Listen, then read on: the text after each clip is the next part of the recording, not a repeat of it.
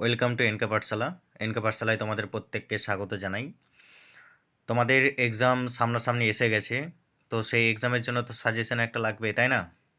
তো সেই সাজেশন ভিত্তিক কিছু ভিডিও নিয়েই আমরা আমাদের এই চ্যানেলে আলোচনা করব।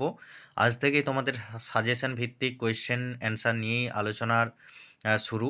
আজকের সাজেশন ভিত্তিক প্রথম ভিডিও আমাদের এই ইউটিউব চ্যানেলে হয়তো তোমরা প্রথম পাবে। এর আগে ইউটিউব চ্যানেলে বাঁকুড়া ইউনিভার্সিটির কোনো সাজেশন দেওয়া হয়েছে কি না জানা নেই। আশা করছি সাজেশন কোনো ইউটিউবে তোমরা পাওনি। তো আমাদের চ্যানেলে এই প্রথম সাজেশন নিয়েই আলোচনা করবে। তার সাথে সাথে তোমাদেরকে বলে রাখি, আমরা আমাদের এই বাঁকুড়া ইউনিভার্সিটির এক্সাম রিলেটেড সমস্ত কিছু কোয়েশ্চেন অ্যান্সার এডুকেশন পেপারের মেজর অ্যান্ড মাইনর ফার্স্ট সেমিস্টারের সমস্ত কিছু নিয়েই আলোচনা করব। এই ক্লাসটি তোমাদের ডিটেলসে হবে না, তোমাদের র্যাপিড ফায়ারের মতো জাস্ট ম্যারাথন টাইপের একটা ভিডিও হবে বা ক্লাস হবে। তো তোমরা ডিটেলস যদি ভিডিও দেখতে চাও তোমরা আমাদের কমেন্টে জানিও, কারণ যেহেতু তোমাদের এক্সাম সামনাসামনি এসে গেছে সেই কারণে আর ডিটেলসে এখন আলোচনা করলে হয়তো তোমাদের পুরো সাজেশনটা আমরা কভার করতে পারবো না। তো তোমরা যদি আমাদের এই সাজেশন ভিত্তিক ভিডিওগুলি সম্পূর্ণ করে যাও, আশা করি এর বাইরে কোনো কোয়েশ্চেন হবে না, এতটুকু তোমাদের ভরসা দিতে পারি। আমাদেরকে বিশ্বাস করতে পারো বা আমাদের উপর বিশ্বাস রাখতে পারো। আশা করছি এই কোশ্চেনের মধ্যেই তোমরা সমস্ত কিছু অ্যান্সার বা কোশ্চেন পেয়ে যাবে পরীক্ষার মধ্যে। তো তোমরা চেষ্টা করো আমাদের এই সমস্ত সাজেশন ভিত্তিক ভিডিওগুলি দেখার। আশা করছি তোমরা আমাদের সাথে থাকবে, পাশে থাকবে। তো সাজেশন ভিত্তিক যে সমস্ত টপিকগুলো নিয়ে আমরা আলোচনা করছি, এটুকু মনে রাখো তোমাদের এক্সাম কিন্তু সামনাসামনি এসে গেছে। তো সাজেশন ভিত্তিক তোমাদের এখন পড়তে হবে, কিভাবে পড়তে হবে না ম্যারাথন অনুযায়ী পড়তে হবে, রিভিশন অনুযায়ী পড়তে হবে। ডিটেলসে তো পড়ার সময় আর নেই, কারণ ডিটেলসে তোমাদের পুরো সিলেবাস বা সাজেশন অনুযায়ী যদি কভার করতে যাই তাহলে কিন্তু অনেকটা সময় চলে যাবে।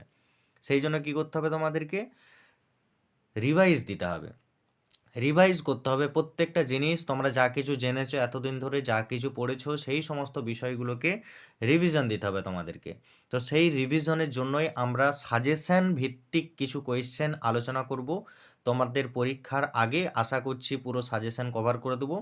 তো তোমরা আমাদের সাথে থাকো, পাশে থাকো। আর এই সাজেশন ভিত্তিক ভিডিওগুলি তোমরা প্রত্যেকে দেখো। যারা এই ইউটিউব চ্যানেলে নতুন রয়েছো আমাদের চ্যানেলটিকে সাবস্ক্রাইব করে দিও, আর বন্ধুদের মাঝে শেয়ার করে দিও যাতে তারাও কিন্তু এই সুবিধাটা নিতে পারে। তো চলো আর দেরি না করে তোমাদের প্রথম সাজেশন ওয়াইজ যে ক্লাস হতে চলেছে সেইটি হলো, তোমরা দেখবে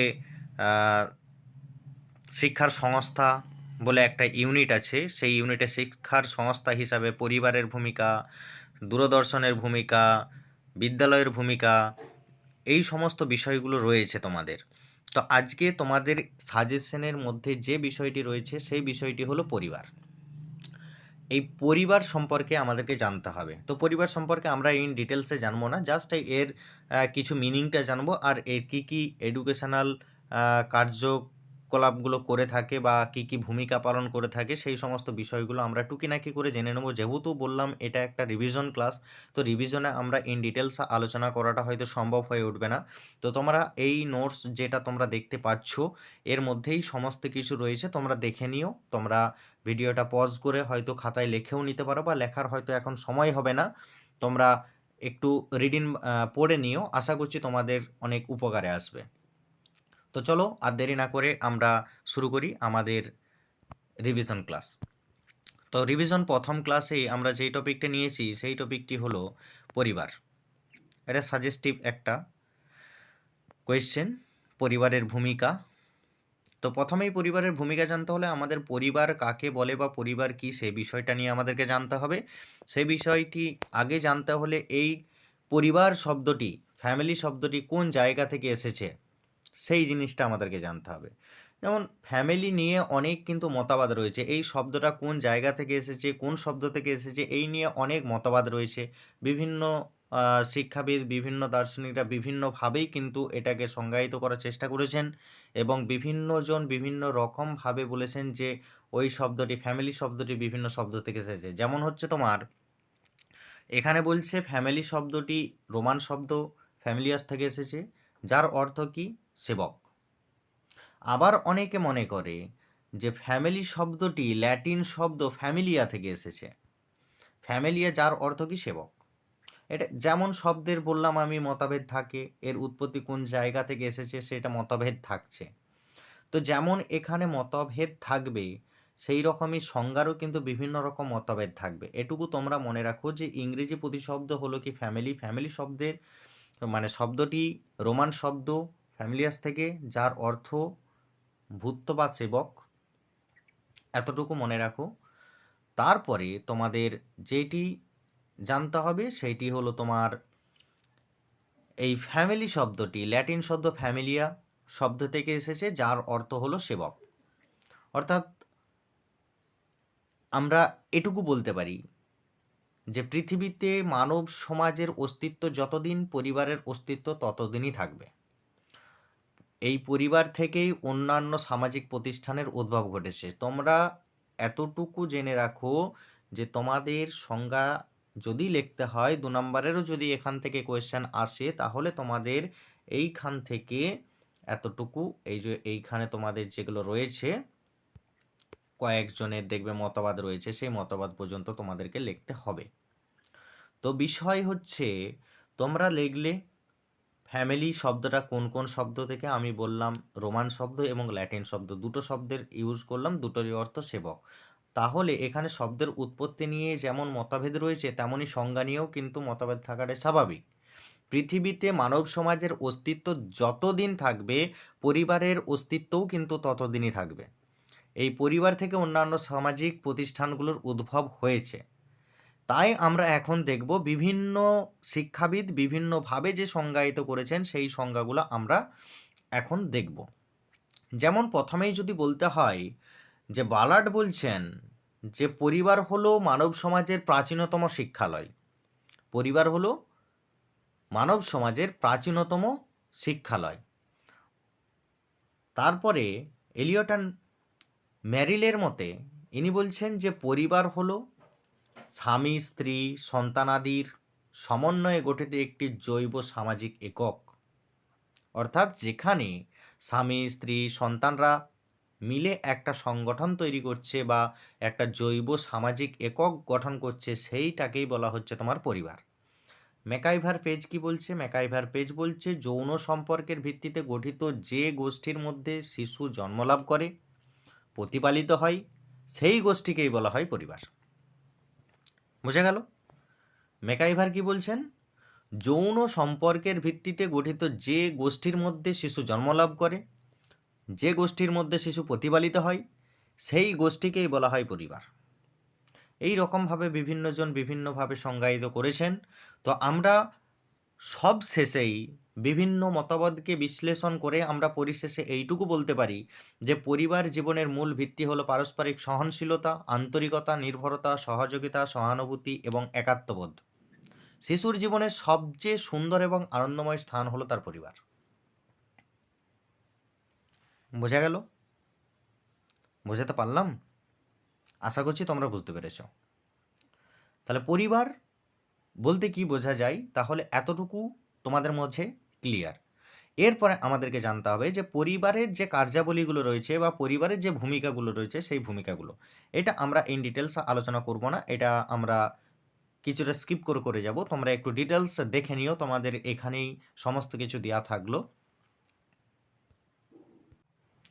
দেখো, পরিবারের কার্যাবলী বলতে প্রাথমিক যে কার্যাবলী সেটা হলো আচরণের শিক্ষা দেওয়া।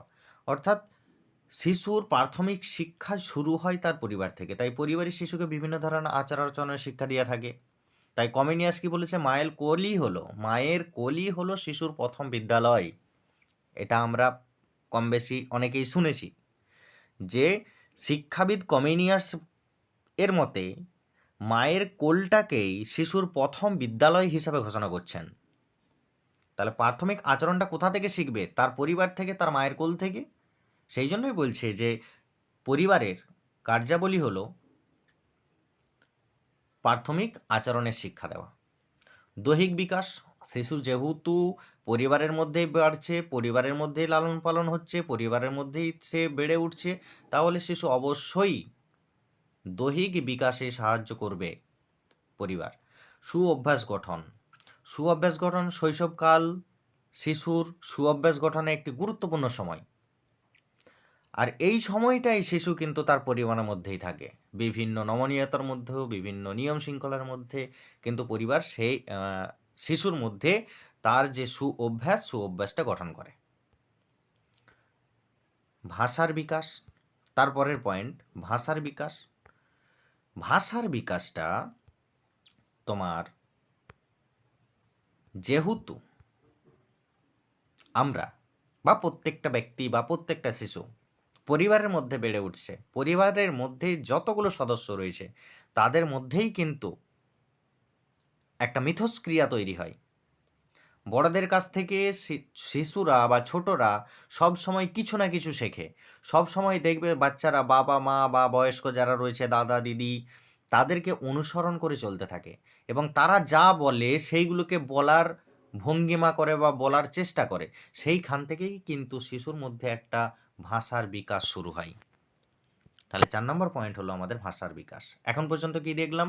এখন পর্যন্ত আমরা 4টে পয়েন্ট দেখলাম। প্রথম বললাম যে প্রাথমিক আচরণ, তারপরে বললাম দৈহিক বিকাশ, তারপরে বললাম সুঅভ্যাস গঠন, তারপরে বললাম ভাষার বিকাশ।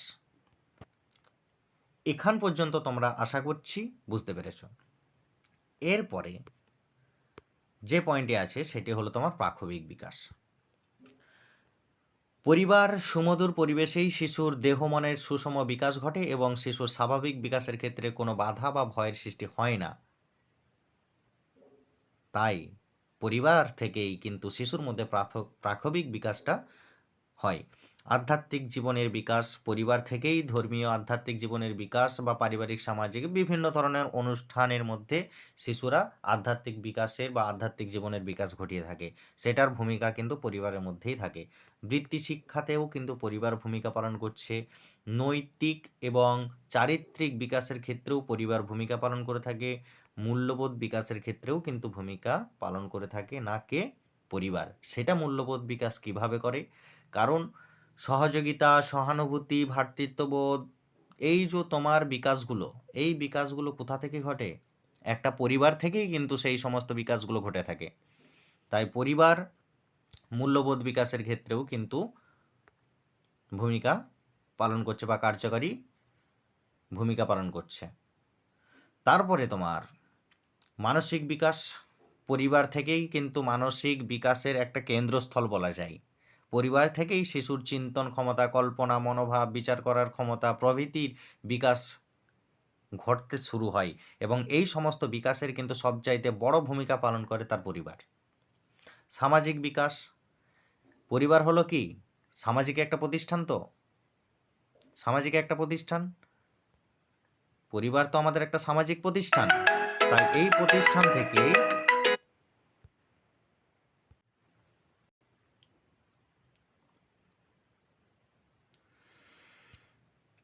তাহলে এখানে পরিবার কিন্তু সামাজিক বিকাশের ক্ষেত্রেও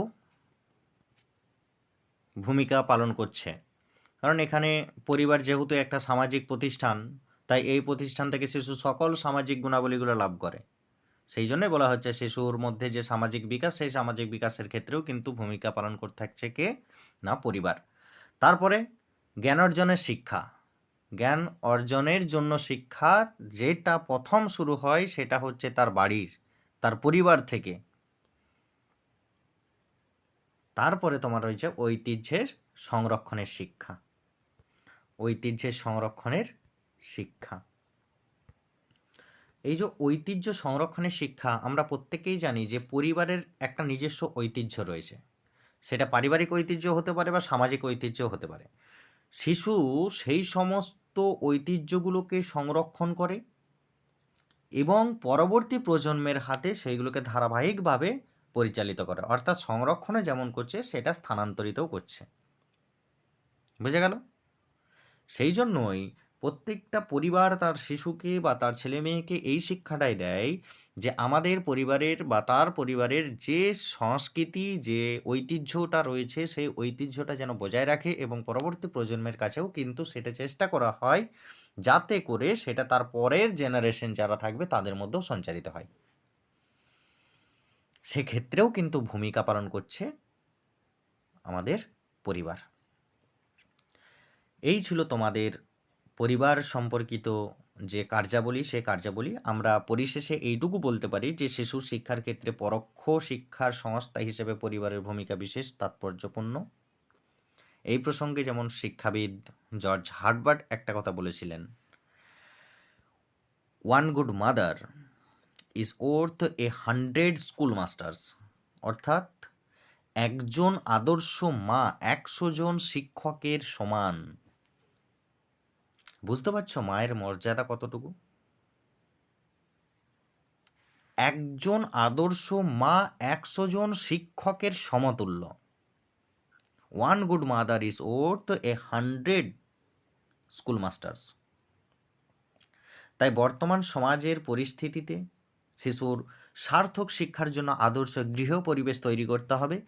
আদর্শ গৃহ পরিবেশেই শিশুকে প্রকৃত শিক্ষা দিয়ে আদর্শ মানুষ এই হিসাবে গড়ে তুলতে পারে। এই প্রসঙ্গে রবীন্দ্রনাথ ঠাকুর একটা কথা বলেছিলেন যে শিক্ষার জন্য বালক বালিকাদের ঘর হইতে দূরে পাঠানো উচিত নহে। একথা মানিতে পারি যদি ঘর তেমনই হয়। ঘরের মতো যদি ঘর হয় তাহলে শিক্ষার্থীদেরকে বা বালক বালিকাদেরকে ঘরের বাইরে পাঠানো উচিত নয়। আমাদেরকে সেই রকমভাবে গৃহ পরিবেশটাকে তৈরি করতে হবে যাতে শিক্ষার্থীদের মধ্যে উপরোক্ত যে সমস্ত গুণগুলো পড়লাম, কার্যাবলীগুলো পড়লাম, সেগুলো সবগুলোই প্রেজেন্ট থাকে। বুঝে গেল? আশা করছি পরিবার নিয়ে তোমাদের আর কোনো সমস্যা হওয়ার কথা নয়। তো আমরা এর পরবর্তী ভিডিওতে আসছি। আমরা আগামীকাল 2-3টে কোয়েশ্চেন নিয়ে আলোচনা করব যাতে তোমাদের যে সাজেশনটি রয়েছে সেই সাজেশন অনুযায়ী তোমাদের অনেকটা উপকৃত হতে পারে বা তোমরা পরীক্ষাতে ভালো রেজাল্ট করতে পারো। আশা করছি তোমরা এই সমস্ত ভিডিওগুলো থেকে অনেকটা উপকৃত হবে। So please subscribe our channel and share, like, comment. এইগুলো তো একটু আশা করতেই পারি, তাই না? এত পরিশ্রম করে সাজেশন বানানো, এত পরিশ্রম করে তোমাদের সামনে কন্টেন্ট উপস্থাপন করাটা, সেটা একটু আমাদের জন্য প্রাপ্যই। তোমরা যদি আমাদেরকে এই লাইক, কমেন্ট, শেয়ার বা সাবস্ক্রাইব করো তাহলে আমরাও মোটিভেট হই তোমাদের সামনে নতুন নতুন কন্টেন্ট নিয়ে আসার। তো চলো, দেখা হচ্ছে পরের ভিডিওতে।